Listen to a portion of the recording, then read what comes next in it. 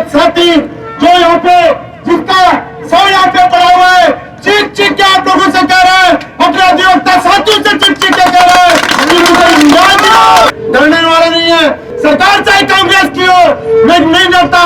कांग्रेस से मैंने चुनाव लड़ा है, लेकिन आम जन के साथ। राजस्थान की सरकार अपराधियों को बचा रही है।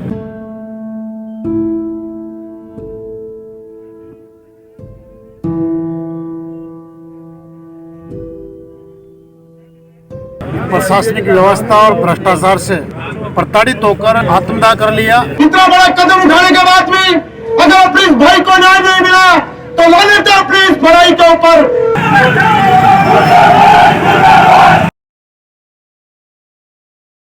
राम राम जी, मैं कुलदीप थे, देख रहे हो जलको सिक्कर, और जलको सिक्कर पर तारा बहुत बहुत स्वागत है। आज आप पूछा खंडेला तहसील में, और खंडेला तहसील में काल के दिन में हंसराज मावलिया एडवोकेट ने आत्मदाह कर लियो भी मुद्दा ले रहे। आज अठे जका एडवोकेट संघ है वहाँ को धरना प्रदर्शन चल रहे है। कुछ अपने साथ में जनप्रतिनिधि भी है, आंसू आप बातचीत करवा प्रयास करेंगे, जानने की कोशिश करेंगे कि की प्रकार से शासन की व्यवस्था है, प्रशासन की प्रकार से काम कर रहे हैं, और साथ में जनता में कतो का यहाँ साथी ये एडवोकेट प्रैक्टिस कर रहा था, और आज तक बहुत से एसडीएम और थानेदार आए होंगे, लेकिन इस स्थिति में पहुंचा दिया यहाँ के प्रशासनिक और पुलिस अधिकारियों ने। एक वकील जो 20 साल से और उससे ज्यादा संजीदा नहीं हो सकता, उसको अपनी ई लीला समाप्त करने के लिए मजबूर कर दिया। इससे ज्यादा अपराध नहीं हो सकता। निश्चित रूप से अभी प्रशासन की जो कलेक्टर और एसपी आए बताए, इरादा ये था कि रात को 2 बजे ये परिवार दिन जितने भी थे उनको बाध्य किया कि रात को पोस्टमार्टम होगा, और ला करके सुबह सुबह आप सब जो इसके विरोध में यहाँ कल से ही बैठे हुए हैं उनको भी धत करके खुद मैं पहुँच गया 9 बजे वहाँ, और सबको ये कहा कि कब से रात को पोस्टमार्टम कब से होने लगे। मतलब ये प्रशासन की स्थिति है। मतलब अपने अपराधों को छुपाने के लिए, अपना अपराधियों को बचाने के लिए किस तरह से दाह संस्कार करने के लिए उतावले थे रात को 9 बजे पूरे पोस्टमार्टम करने के लिए। इसलिए निश्चित रूप से तमाम बाहर और आम जनता की मांग है कि इन जिन्होंने साथी की जीवन लीला समाप्त हंसराज की एडवोकेट की, उनको गिरफ्तार किया जाए, न्यायिक जांच कराई जाए, और उसके परिवार को 2 करोड़ रुपए का मुआवजा दिया जाए, और एक परिवार के सदस्य को सरकारी नौकरी दी जाए। वापिस नहीं आ सकता, लेकिन अपराध करने वालों को सजा मिले, और उस परिवार का जो कमाने वाला साथी एक एडवोकेट के रूप में गया है वो परिवार भी निश्चित रूप से चल सके। ये हमारी मांग है, और जब तक नहीं करेंगे न केवल यहाँ बल्कि पूरे राजस्थान में होगा। और ये स्थिति बहुत ही खतरनाक है। मतलब राजस्थान की सरकार अपराधियों को बचा रही है और निरपराधों को मौत के घाट उतारने का काम कर रही है। मैं समझता हूँ ये बहुत ही खतरनाक है। तुरंत इन मांगों को प्रशासनिक अधिकारियों से, ऊपर सरकार से बात कर ले। न कलेक्टर के हाथ में है और न एसपी के हाथ में है, इसलिए सरकार से कर ले। सरकार पूरी की पूरी आज जयपुर में मौजूद है, इसलिए उनसे बात कर ले। केवल बातों से नहीं होगा।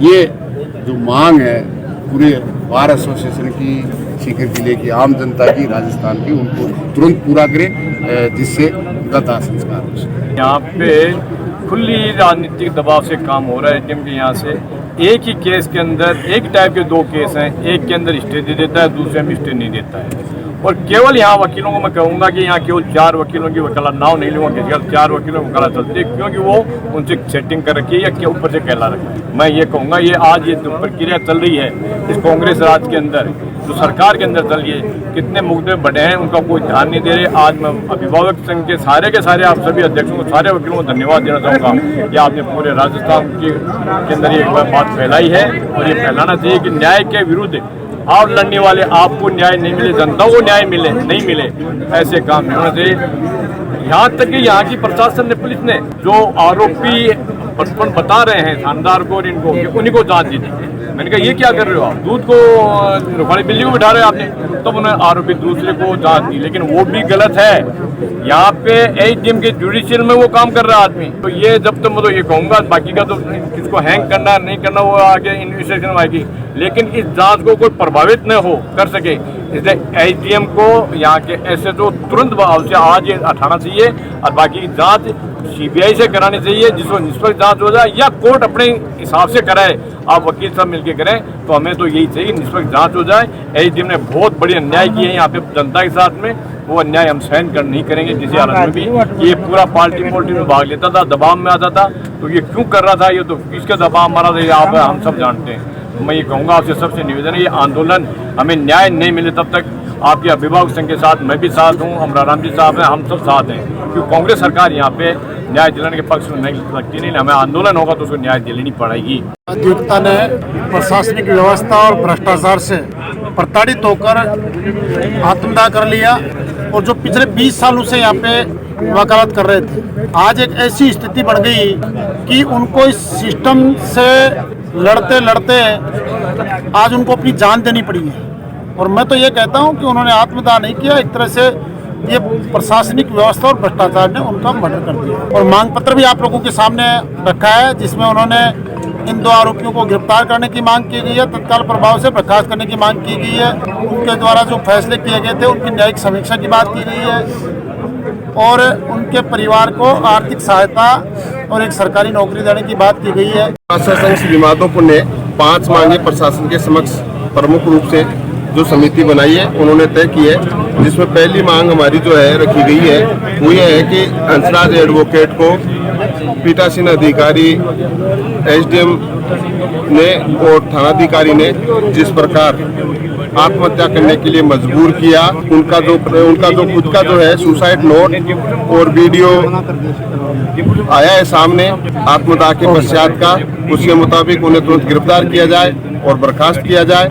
दूसरी मांग हमने जो रखी है कि जो भी पुलिस थाने खंडेला में जो एफआईआर दर्ज हुई है उन एफआईआर की निष्पक्ष जांच हो, क्योंकि स्थानीय प्रशासन जो है जिस तरीके से लगा हुआ है उनसे किसी प्रकार की भी निष्पक्ष जांच की कोई उम्मीद नहीं है, इसलिए उसकी सीबीआई से जांच हो।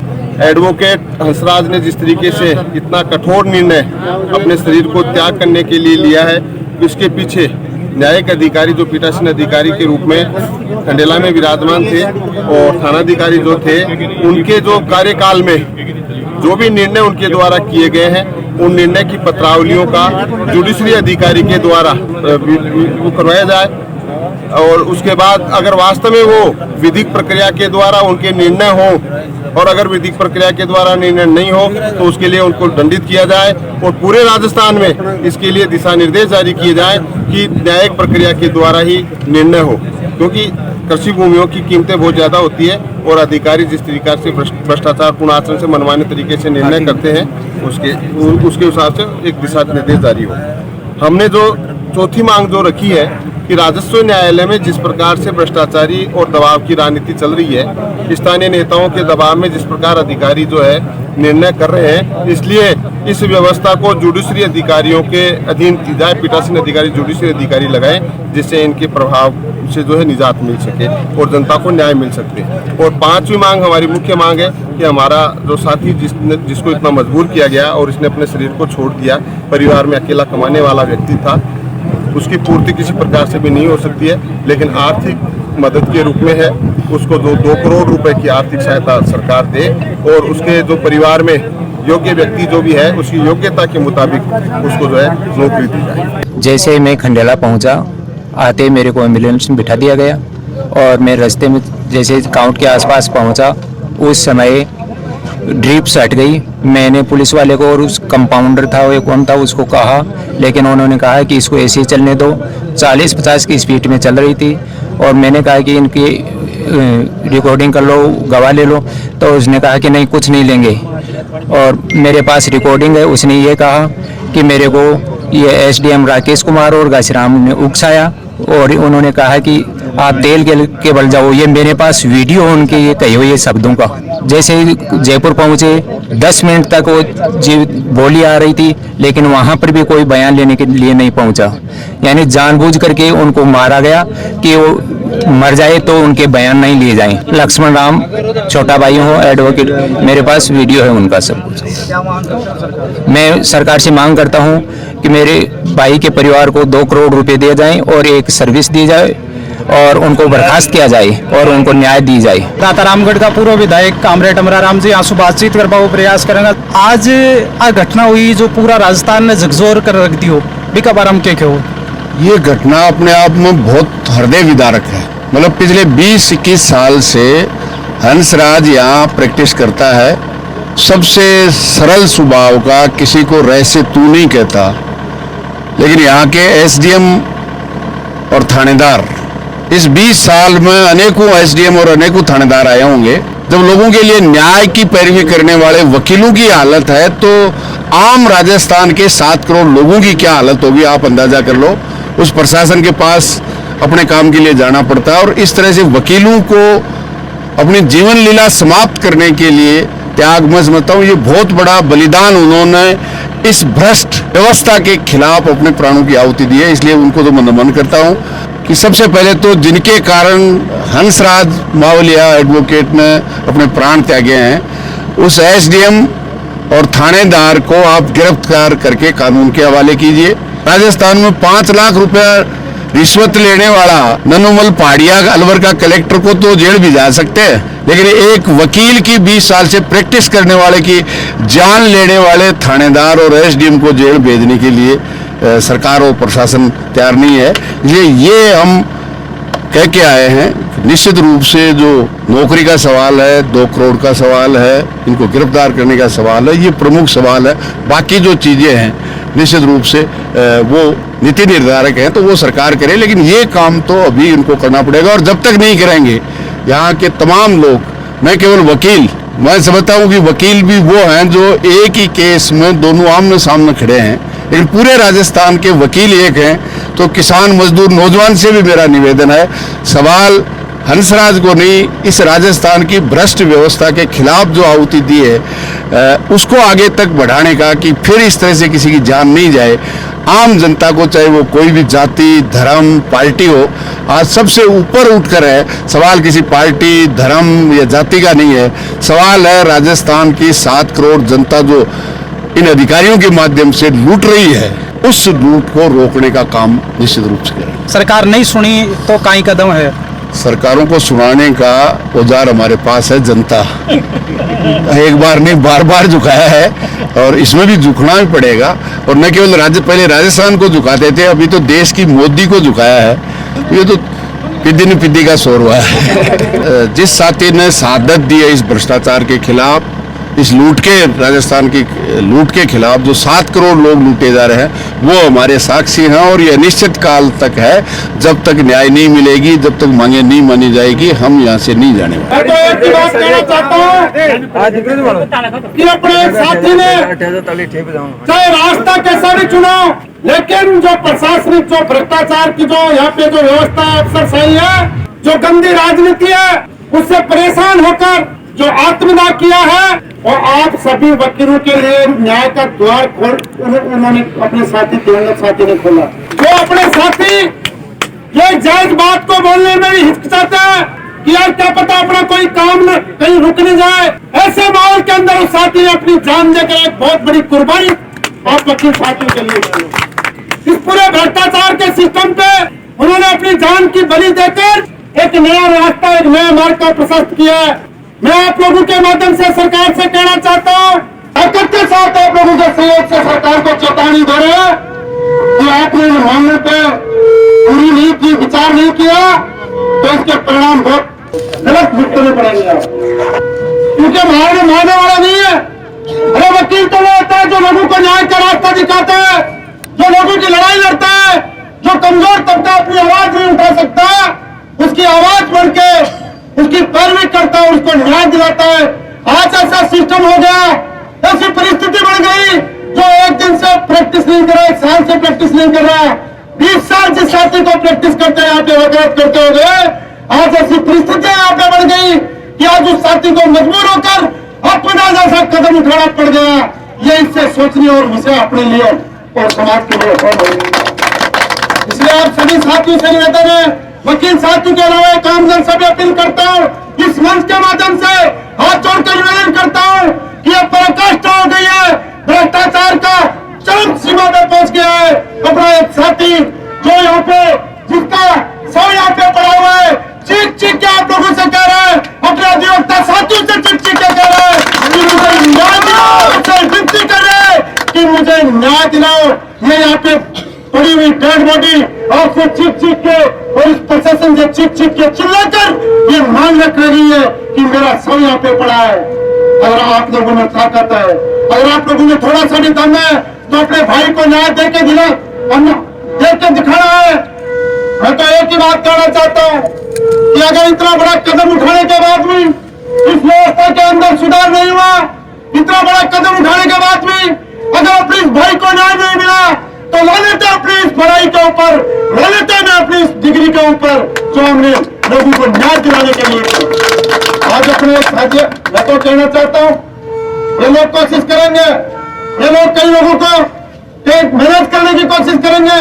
मैं तो कहता हूँ कि हर अधिवक्ता साथी को, हर वकील साथी को अपना जमीन अपने पास में रखे और अपने इस भाई को न्याय दिलानी है। जो 5 महीने हमने रखी है वो प्रमुखता से हमने रख दी है।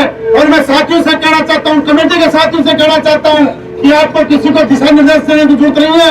अपनी मांग आपने रख दी है, आपको किसी को कहने की जरूरत नहीं है। इतना सा हो जाए वो लास्ट में डिसीजन होगा। आम लोग यहाँ पे जो जनता बैठी है, जो साथी अधिवक्ता बैठे हैं, इनके फैसले से सब लोग, कमेटी भी उनके फैसले से डिसीजन करेगी, सबसे पूछ कर निर्णय किया जाएगा। इसलिए मैं तो यही कहता हूँ कि सब लोग जो हमने मांग रखी है उस मांगों को नहीं माने जाने तक हम लोग संघर्ष करेंगे। हम लोग भी कह रहे थे 13 महीने तक वहां रोड पे बैठे रहे, अरे हम अपने साथी के लिए 13 दिन भी यहाँ पे बैठे नहीं रह सकते क्या? इसलिए आज सब लोग इससे सहमत है, हाथ उठा के एक बार इस बात के लिए समर्थन करें। हाँ, यही ताकत होती है एकजुटता की। मैं तो यही कहता हूँ कि जो भी साथी अधिवक्ता और कमेटी, एक वकील होने के नाते भी मैं आप लोगों के साथ में हूँ, मेरी पूरी टीम यहाँ पे साथ में है और किसी भी तरह से हम झुकने वाले नहीं है, डरने वाले नहीं है, प्रशासन के दबाव में नहीं है। सरकार चाहे कांग्रेस की हो, मैं नहीं डरता। कांग्रेस से मैंने चुनाव लड़ा है, लेकिन हम जिनके साथ में